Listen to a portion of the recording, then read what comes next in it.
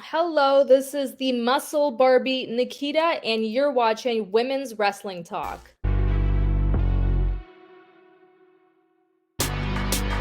Women's Wrestling Talk, the number one women's wrestling show on the planet. You're watching Women's Wrestling Talk, the number one women's wrestling show on the planet. I'm TK Trinidad, and today we have an amazing show with an amazing guest. She is from my hometown, the Six, the former Smash Wrestling Women's Champion, Muscle Barbie herself. Please welcome Nikita. Hi, thank you so much for having me. Thank you for coming on. Now, for my folks who know me, I love my Canadian folks. So welcome, fellow Canadian. And kind of let's get into it because growing up, it was really hard. Like you see a lot of American television and it's like, I want to do those stuff. And then you don't know that immigration exists and all these other rules. You're just like, it's just across the border, nothing big. So what is it like, pursuing wrestling? And, you are going to the States for matches and stuff like that for shows. Like what's that process like for any other Canadian wrestlers who, want to get into the business? Yeah, so being a Canadian, I want to be honest and straight up. Like, it's a little bit harder than it would be if you're an American starting off wrestling. It's a little bit more limited in terms of the amount of promotions that are running out of the country and the wrestling schools you're able to attend. So one of the things I always kind of recommend to people is just find a reputable and good wrestling school. They're few and far between, but they're worth traveling to because once you get to a good school, not only will you be taught properly, but then you also make the connections in order to be able to actually get out there and get to the good promotions and then meet people from the States. In terms of traveling and stuff, traveling is pretty hard to the US as well. The border is kind of rough, like it's always kind of like a hit or miss. And obviously I love wrestling in the States and there's so many more outlets to wrestle women that are signed somewhere or just to get more kind of feedback from people and you get more recognized, a lot more people watch. But it's definitely very hard as a Canadian to even get yourself noticed by United States promotions. Like I find that it's a lot of, you have to come to promotions in Canada, you have to kind of put together your own packages, seek out maybe some promotions that are in America and see how far are you willing to travel, because there's also, it's not just getting to the promotions, there's also the how can I travel there? Can I go by airplane? Can I go by car? And a lot of the times it's not always covered in terms of the promotion, so you kind of have to figure out what's worth it. Is there a carpool coming from Canada? I have a couple of shows booked where I'm the only Canadian, so I kind of just have to find my own way there, which is always very intimidating, just to kind of go by yourself. But it's definitely a little bit harder, but we make it work and it's all very worth it. Yeah, I definitely, if you guys want to know my story, that's a whole nother show. So I don't know if you can talk about this part or not, but when you cross the border, like, is it one of those things where you're like, I'm going to wrestle, or like, I'm going to visit? So you have to be careful. There's people I know, so first of all, crossing either way, I believe you're not technically allowed to get paid unless you have a visa. So if you do have a visa, then it's quite simple. You have a visa, I have a visa, this is where I'm going. If you don't have a visa, I personally know of people who are like, oh, I'm going to visit. And, unfortunately for those people, some of them ended up receiving bans, like 5-year bans from traveling. Yeah. So, my policy is honesty is the best policy. You let them know what you're doing. Generally, you have to talk to the promotion and kind of let them know, like maybe provide a letter, something like that. But it's definitely quite risky. And I wouldn't recommend it for people if it's something that they're, like if you're going to lie about it or not be honest, don't do it. Just do not do it. It's not worth it. Definitely agree. Just from somebody still going through the immigration process, it's been long and arduous, but I go to sleep knowing that like ICE is not coming at my door anytime soon, which is a good thing. Yeah. But yeah, let's get also you kind of talked about promoting yourself. Mm-hmm. So you've been in the game since 2009, but with the age of social media and stuff like that, like how do you go about, I guess, standing out from other wrestlers, period one, and then how do you go to landing something at ROH? Because that's not a everyday thing for everybody. So how did that all come about? Yeah, so I think one of the biggest pieces of advice I can give someone to stand out is just see what other people are doing and kind of look at yourself and your own personality and things that make you unique, or any kind of maybe talents you have or anything you've done outside of wrestling that could make you stand out. And something that other people aren't doing, right? Like a lot of people will go out there and, you're a baby face, you're a heel, but if you don't have something that really distinguishes you, like after the show, if people are like, oh, who is that girl again? Like, it's probably not going to help you in terms of fans remembering you. So if you have something like a really cool gimmick, some people do face paint. I do the whole like selfie, I'm a model, etc. So people comment on like, oh wow, I've never seen someone like come in the ring and take a bunch of selfies or like do a photo shoot in the ring or whatever. So it's stuff that gets people to remember you. So Mm-hmm. that's kind of my biggest advice to stand out, especially with social media, because then you end up posting something like that and people look and they're like, oh, this is cool. Like I've had people or wrestlers I've never met from, Germany, from the States, that have followed me and have kind of messaged me, been like, oh, wow, this is really cool. I haven't seen anyone do anything like this. So stuff like that really helps. And in terms of stuff like Ring of Honor, it kind of goes back to what I was saying before, where you have to really make your connections. You have to network. You have to take as many bookings as you can, get your stuff out there, whether it's social media or whether you end up going to seminars, meet people, wrestle in shows. If there's anyone on a show that's been wrestling for a while, or they're in Impact or in Ring of Honor or something, go up to them, talk to them, ask them for advice, just kind of get your foot through the door, because people do take notice. Like it's crazy to think that, maybe somebody in Ring of Honor is looking at your social media, but it does happen. Sometimes you generate some Mm-hmm. buzz and people look, and then you can send them some stuff in, and some of us get lucky and get the opportunities, right?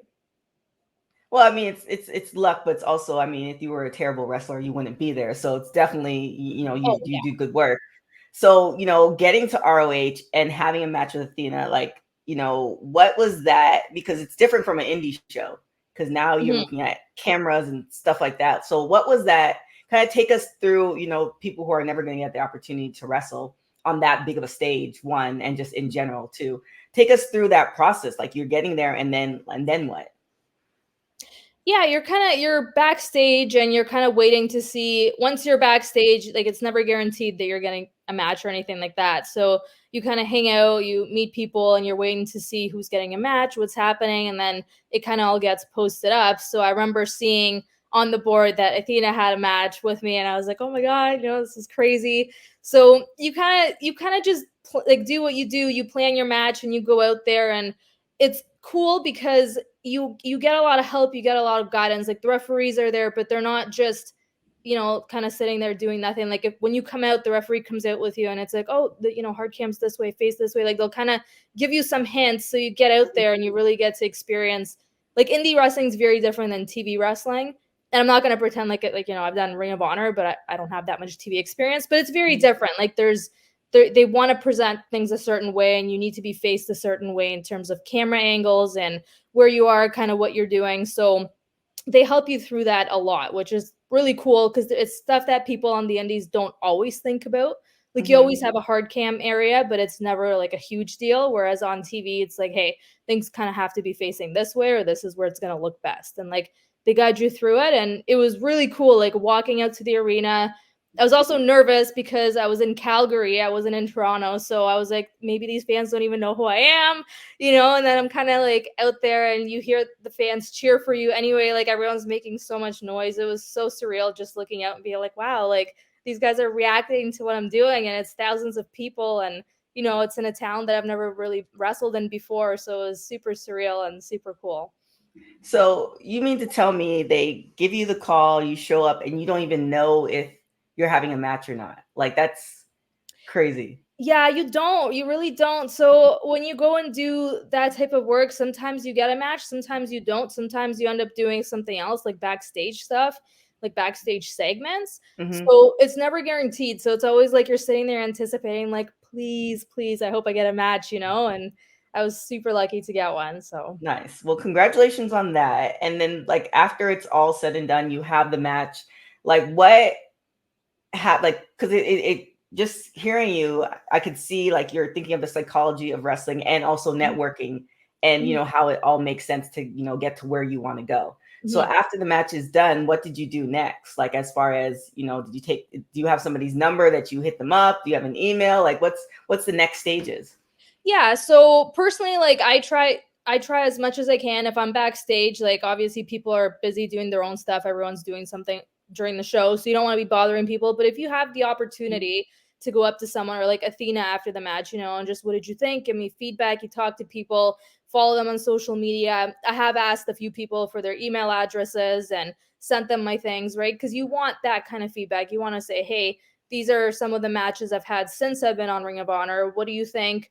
Do you like what I'm doing? Is there any advice you have for me? And then you kind of keep yourself in the forefront of their mind. So that way they're like, oh, in Toronto, there's that girl, Nikita, and she sent me a couple things since, and I enjoy her work.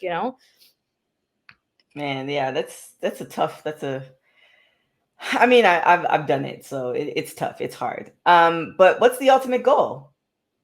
You know what? Everyone's ultimate dream, I think, is to make it to the big league somewhere. And obviously, that's definitely a goal of mine. If I can make it to WWE, ROH, AEW, Impact, anywhere there, amazing. That will be a dream come true. It's what I'm working towards. But at the end of the day, my everyday goal would be just have a great time, go out there, entertain fans, and just really like experience things I haven't experienced. My small goals would be wrestle for a new promotion somewhere else in the States I've never wrestled, or overseas. Like I'd love to go to UK or Germany or even Japan at some point, and Mhm. just expand my horizons. Like I just love wrestling. And if I never make it to the big leagues, I want to say down here where I'm wrestling, I'm having a blast, and it couldn't be any better for me. Nice, nice. So you got started because of your dad. You guys started watching wrestling back in the day. That's kind of how I got my start Mhm. in watching wrestling and appreciating wrestling as well. So what does your family think? Like, because even when I explain to people, like, yeah, I cover wrestling, they're like, there's a lot of questions. So I can only imagine, what does your family think? One, and then what do your friends think? So when I first started wrestling, my family was so against it. And I think it was more so, it was just like, oh, our little girl. And, it's a physical sport and people are getting hurt. And they were so worried. And like to this day, my dad still is like, you need to message me after your match and tell me you're okay. Oh, so cute. So like we're always worried, but they're happy that I'm happy. And now that they've kind of seen what it is and they see that there's so much more to it, and that it's a skill, it's an athletic ability, they're really happy for me. And a lot of my friends, a lot of people think it's super cool. Like they're just like, they don't know anyone who does it. It's not like you're meeting someone and it's like, oh yeah, I play basketball. Like a lot of people play sports, but Mhm. very few people wrestle professionally. So I find friends or even acquaintances are always like, oh, like you mean Olympic wrestling? And then I'm like, no. And I have to kind of get into it and explain to them what it is. And people are like, what? That's so cool. No way. So for the most part, the feedback from everyone's been like, this is so cool. Like, we love to come out and see you. Like, everyone's always asking, when's your next show? I want to come by. So it's definitely a super cool feeling. I feel very loved and supported by everyone. Nice. It sounds very Canadian. I like that. um, so, um, so you're originally from the Ukraine. Yes. So, with that being said, it, is there anybody else that is also a wrestler? And do you feel the pressure of almost like representing like the Ukraine, and you're also doing wrestling, or what's that feeling like? Yeah, so I know there was one indie wrestler in America, Jordan. I want to say his last name is like Danny Luck. I can't really remember. So he was Ukrainian. And I remember we followed each other. This was like back in 2010-ish when people weren't using social media as much, but we followed each other on Facebook and just kind of messaged here and there. I remember him being like one of the only Ukrainian wrestlers I've ever met anywhere. Hmm. And I think really for the majority of the part, like there's European wrestlers or a lot of people like Lana or Rusev, like they had the Russian gimmick, but they weren't actually Russian. Like she's from somewhere nearby in Europe. So I think Hmm. a lot of people are either from Russia or like in the smaller countries around, but I've never seen or heard of at least like a Ukrainian born wrestler that's been wrestling here. Also, like, I don't know, maybe things have changed, but since I've left Ukraine, like I know when I was there, wrestling wasn't really something, like it wasn't on TV. People didn't know what Right. it was, which could be a contributing factor to why there's not many Ukrainian wrestlers. There's just Hmm. no opportunity to do it. So it's pretty cool for me personally to be representing Ukraine, because I feel like there really isn't anyone else doing it, right? So it's, and especially with the way things are going on now, like I made sure, I do want like for them to announce that I'm from Ukraine when I come out, because I do feel it's cool to represent and it's cool to open doors like that. And who knows, like with social media, maybe people from Ukraine would see that and be like, oh, this is cool. And it would kind of open up doors for them, right? So Yeah, I definitely agree as well. So now former Smash Women's Champion. mhm. So this just happened recently. So and you relinquished it. You let me know that was the case. So what's the Mhm. game plan now? Like, are you just moving on to greener pastures and other promotions, or you're like, no, I want it all and I want it back? I definitely do want it all and I want it back. Yeah, so to clarify, I never lost the title. I'm just going to clarify that here. I did have to give the title back. More so, it had something to do. A lot of fans have been asking questions and people were kind of concerned. But I do want to clarify it was a scheduling conflict for a long time, and just things in my personal life were going a bit of a different route. So I had to kind of make that decision. I am looking to come back to Smash and hopefully get that title back and represent. So that's in the works, and hopefully in the near future or within the next little bit, you guys will see me as the Smash champ again, because I feel like Nikita and Smash Women's Champion just go hand in hand at this point. So So with that being said, do they, because you did have to give the title back, but you didn't Mhm. lose it. So do they honor that, meaning that you get a rematch to get the title back? Is it the same kind of rules, or is it, you have to work your way back up? I think it really depends. I think, at some point, depending on the scheduling, I'll probably likely get some kind of rematch. But if not, then I have no problem kind of working back up to it, doing what I have to do, and then get myself back in the picture. I'm good either way. I'm ready for whatever they want to throw at me, but I'm definitely ready to come back to Smash a little bit more full time and get that title. There it is. Now, being a fellow Canadian, I do get asked some pretty ridiculous questions. So about Canada. So is there any certain questions that you're just like, one, I'm tired of answering this, and two, it's a very stupid question that you can think of off the top of your head? Okay, I can think of definitely 2 or 3. So, one of my favorite ones and, like, a really typical one is like, "Oh, do you guys, like, live in igloos and is it really cold and stuff?" And I'm Still like, to this day, I don't understand. "Yeah," and I'm like, "No, like, it's really not that different from where you are, like, I promise you. Unless you're in the Yukon, then maybe it's a little bit different, but, like, everywhere else we're pretty good." The other one that actually somewhat shocked me is someone asked me, they were like, "Oh, Canada, isn't that, like, where the sun is up all day because it's so far north, like, it doesn't set or something?" And um I was like, "I think that's, like, the North or South Pole during certain times of year, but Yeah, definitely in not Canada." Alaska, You not even know? in Canada. It's so funny to me because I'm just like, I don't know where people are like, I guess it's kind of become like a funny thing for me where I go somewhere. I'm like, oh, I want to see if someone's going to ask me like one of those weird Canadian questions, because like without a doubt, someone somewhere will be like, oh, Canada, right? Like, polar bears Yeah, around or whatever. yeah. Or they throw in the A, and it's just like, okay, I Yeah. just can't. I can't. I literally I've been in the US for so long now. I just really just roll my eyes. I'm just like, I'm not participating in this. You have a phone, you can look it up. Um, Yeah. but whether like, when you look at social media and you've been on your page and just other wrestlers' pages, you guys look amazing, your bodies look, put together, and you're doing all this cool stuff. But what's the difficulties about being a wrestler, and in particular being a female wrestler? You know what? There's a lot. So, in terms of a wrestler in general, I can definitely say like the schedule, the impact it has on your body, trying to stay in shape. And for a lot of people, especially if this is one of their primary sources of income, it's difficult, right? Like you're on the road, you're traveling. There's been so many times where I've gone, like you're in a car for 6 hours, you get to the show, you do the show, and then like nobody has a hotel room, nothing. You have to be somewhere else the next day, and you just go straight back. So it ends up being, like a 13, 14-hour day. And you're having matches during this point, you're trying to pack food. It's never enough what you pack, so you got to go and like get the late night A&W or something. So it's stuff like that. Or like if you have a really long road trip, it's like, okay, where's the nearest gym? Do they have some kind of like day pass? So trying to stay in shape. Being a female wrestler for sure has its challenges, I find, especially up in Canada. This might be very different in the States, but the quantity of women is not high. Mm. So there's times trying to get booked on shows, it could be more difficult because there's just not enough women. I was trying to start a tag team with someone. Like the two of us had this great idea and we approached several promotions, but the issue is there's not enough women here for us to get booked as a tag team and wrestle other women. And there's no other women's tag team in Canada. So Oh, wow.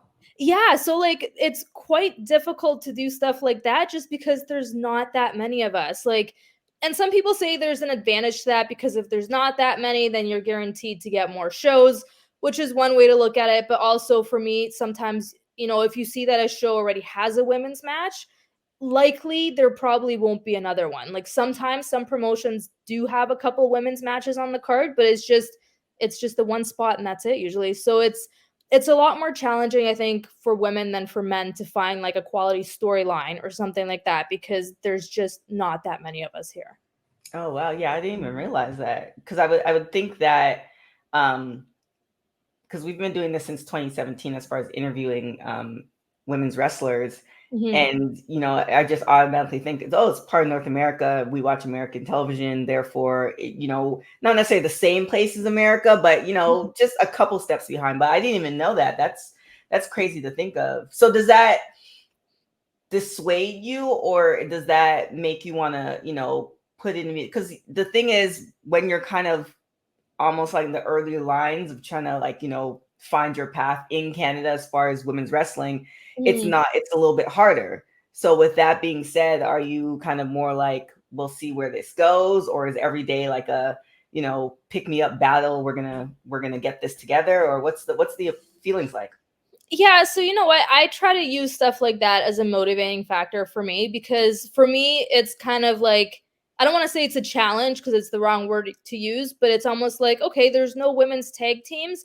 I would love to try to figure something out here where we can start that or I can make that happen, or whether it means coming from here and getting booked more in the States and just opening up that door. Like, I love to be able to say, like, okay, I know this show doesn't typically have too many women on it, or that show only has these two women that are booked all the time. Like, I want to try to get in on that. I want to be the third female that gets booked here.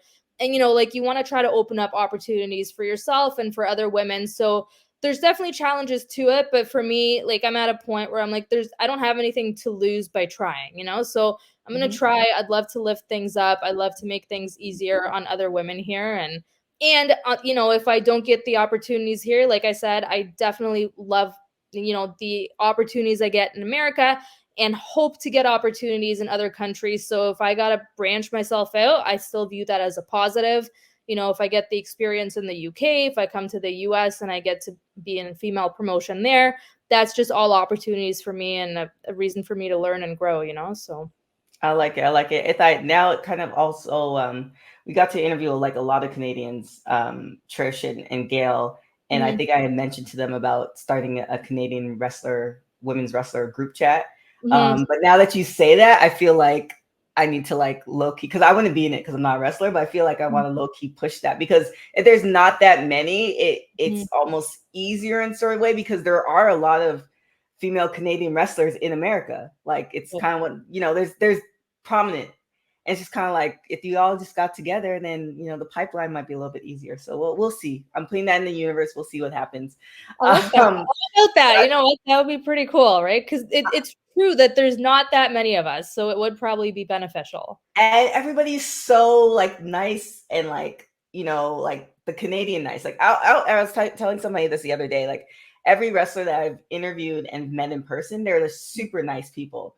Mhm. So, then you add the layer of the Canadians being nice. I mean, like, why not? So we'll make that work. We'll make that work. Now, just kind of putting people on game as far as Canadian wrestlers who are, aside from yourself, give Mhm. us like 3 or 4 other female Canadian wrestlers that people should look out for. Okay, so definitely Taylor Rising is one of them. She's been wrestling for a few years, as far as I know. She's been working in the States a lot more. great talent, great person to work with. She's definitely one to watch for. And then Sleazia Sparks being another one. She's been wrestling for a very long time. She's been putting herself out there, putting in so much work. She's been doing amazing. I think those would be my top two names. There's a few up and comers that are just starting out. Like I think Vanna Black is eventually, she's very, very early in her career, very green. I want to say under a year wrestling, but I think in a few years, she'll definitely be a big name to watch for. She's got it, So my top three Canadians, I think. I like it. I like it. Now, I also heard that you are a fan of The Rock. With that being said, do you have, top, like when you think of The Rock as far as movies he's made, what's kind of the top 2 or 3 movies that you're like, no matter when I see it, I'm going to watch it? Okay, so it probably sounds kind of stupid, but Pain and Gain is one of my like go-to, like I have nothing to do and I want to watch it. I find it so funny and so out there, and I just love like his character of just being this like kind of stupid buff guy. And anyway, I thought it was a super cool movie. I love his funny movies like Central Intelligence, stuff like that. Like those two I'll always watch. But honestly, I think if you throw anything The Rock at me, I'm like, yeah, I'm down to watch. I agree. I mean, it's kind of a spoiler, but I feel like if you guys haven't watched Fast and the Furious 10, then like it's been out forever. But at the very end of it, The Rock has his scene, and so that means another movie part of the Fast and Furious franchise is happening, and I was really stoked about that. So, I like the action. I like the funny stuff because you never expect somebody that's like just big and his size to be funny, but and then his relationship with Kevin Hart too is also amazing as well. So good. They're so good together. I love it. Yeah. So for sure. So now we have the goals. We know what you want to do. What other matches are coming up for you? So right now, I'm actually going to be wrestling for CCW Action in New Jersey coming up. So that's an all-women's promotion in the U.S., which I'm looking forward to. Other than that, I kind of am in a bit of a limbo for my bookings for October. I'm just doing some stuff in my personal life. And in November and December, I should have my stuff back together with Smash. I have a match with Neo. Neo recently resurfaced in Canada. They used to be a very popular, one of the biggest promotions, I would say, here in the early 2000s. They've resurfaced recently. They usually have Sean Spears come by and any other Impact stars, AEW stars. Next show is November 18th. Peyton Royce will also be on that show. So I'll be on that show as well. So yeah, I'm looking forward to both of those and hopefully get a little bit more like back. I think I'm going to start picking up my bookings starting January. So that should be my bigger return here. I like it. Before we get going, I'm going to give you some rapid fire questions. So are you ready? I guess, yeah. All right. So what show are you currently binge watching? Dynasty, like the old, because wasn't there a reboot? Was it like the old school or was it the new one? No, I'm watching the reboot and like, don't judge me, but I just think it's so addicting. Like it's one of those shows that just come home and I turn it on and I'm like, yeah, this is great. I love it. The drama, there's so much drama. Okay, and is it still on or did it get canceled? So final season, I think got released last year. I'm just catching up on it now, but yeah, I'll be really sad when it's done. All right, I like it. What song do you currently have on repeat? So the whole album by NF of Hope, but my favorite song right now from that album is Careful. Okay. And then, if your house caught on fire, you were able to save family, friends, dogs, all that stuff, and you had a chance to go back in the house for one final item, what would it be? Oh my God. One final item in my house would probably be my blender because I am obsessed with smoothies. I'm obsessed with anything health related and I can make pancakes from my blender. So I think anything that helps me with food, I'm good. Wait, pancake batter. Oh. So I can mix it all up in there, get my protein. You make it from scratch? Yeah. Oh, wow. Kudos to you. That's a lot of work, but God bless you. So with that being said, and where can everybody find you? And in terms of social media, you can find me on Instagram and Twitter. It's the same handle. It's at Nikita Wrestles. So Nikita, and then Wrestles like wrestling, RES, or WRESTLIN. Yes. Nice. Any merch, how people can support you? Yes, NikitaWrestles.com is where people can go, and I have 8x10s and as well as some shirts and sweaters, so people can support me that way. Also, if you feel like your country doesn't get shipped to, feel free to DM me on any of those, and I will try my best to get an 8x10 or some kind of merch out to you that way. Boom, there it is. Thank you, Nikita, for joining Women's Wrestling Talk. You can follow us on everything at www.talkpod.com, social media, www.talkpod. My name is TK Trinidad. You can follow me on everything at TK Trinidad. Thank you guys so much for watching Women's Wrestling Talk, the #1 women's wrestling show on the planet. Till next time, guys. Ciao. Women's Wrestling Talk, the #1 women's wrestling show on the planet.